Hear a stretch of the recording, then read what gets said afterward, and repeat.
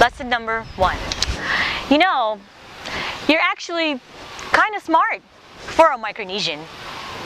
And that's my classmate, who I tutored through the Civil War, through the first immigrants, through history that always seems to repeat itself.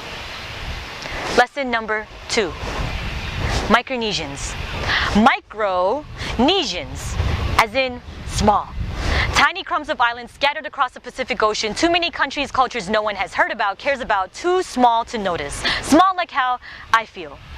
When woman at the salon, delicately tracing white across my nail, stops and says, "You know, you don't look Micronesian. You're much prettier." Lesson number 3.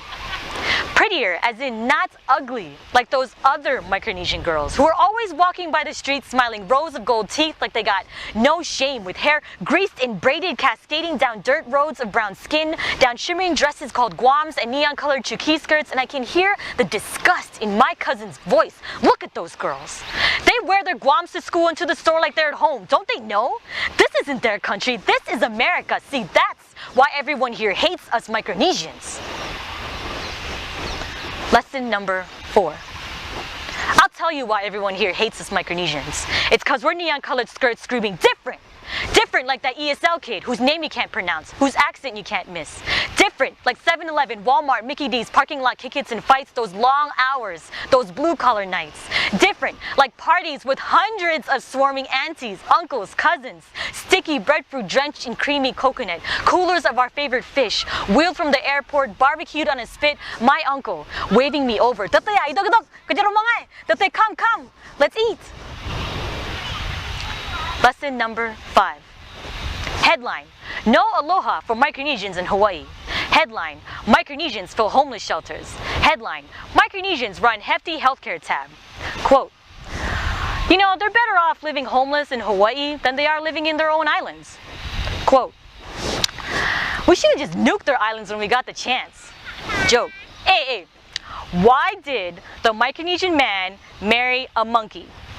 Because all Micronesian women are monkeys. What? Can't you take a joke?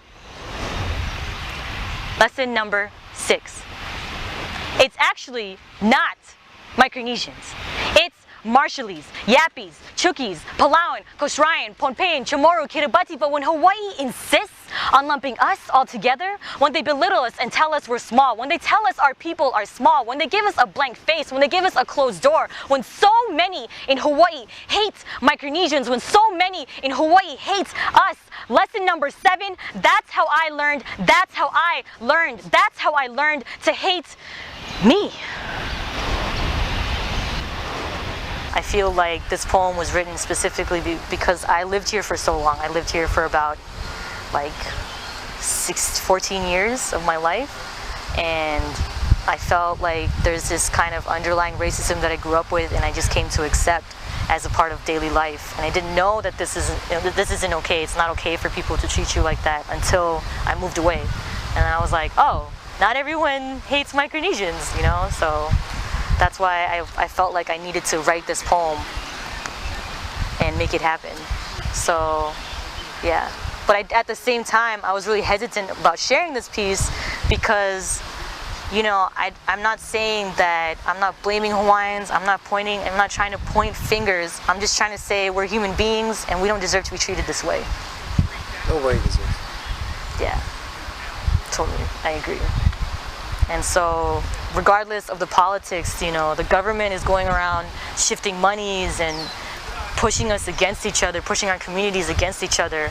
And I don't want to see that happening anymore. I want to see us collaborate. I want to see us working together. And I want, you know, a lot of people say, this is what happens when you're the latest immigrants. You know, you need to just suck it up. But I don't think that's okay. Why does it have to continue? Yeah, why does it have to continue? Why do we have to keep doing this to each other? You know, we should just be supporting each other. So that's what I wanted to say with this piece. Yeah.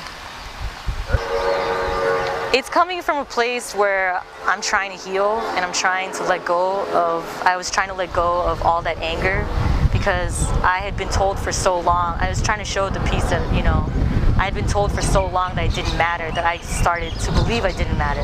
And I don't want other people to go around thinking that way, basically. I want people to realize that there is something wrong that's happening here, and it's not your fault. And I want other people to realize that. It took me a while to get to that conclusion. And, you know, it's not everybody's experience, but I wanted to get that out there, if that makes sense. Yeah.